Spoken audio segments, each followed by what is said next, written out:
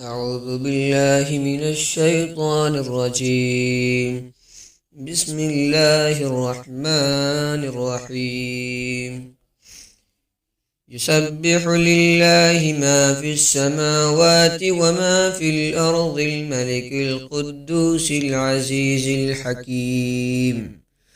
هو الذي بعث في الأميين رسولا منهم يتلو عليهم آياته ويزكيهم ويعلمهم الكتاب والحكمة وإن كانوا من قبل لفي ضلال مبين.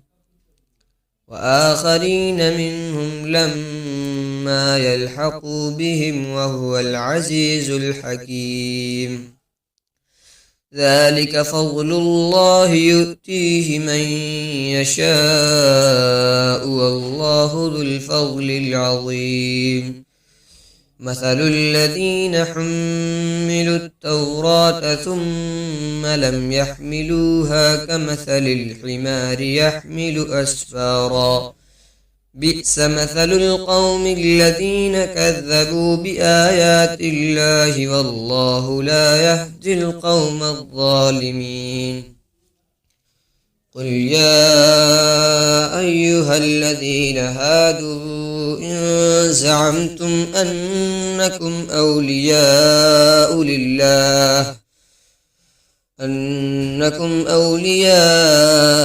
لله من دون الناس فتمنوا الموت إن كنتم صادقين ولا يتمنونه أبدا بما قدمت أيديهم والله عليم بالظالمين.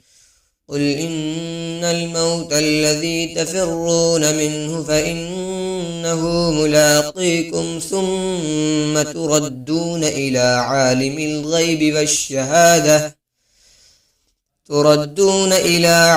الغيب والشهادة فينبئكم بما كنتم تعملون.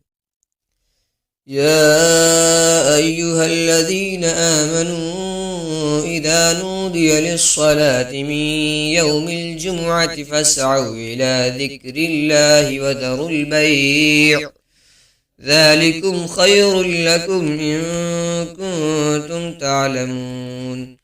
فإذا قضيت الصلاة فانتشروا في الأرض وابتغوا من فضل الله واذكروا الله كثيرا لعلكم تفلحون.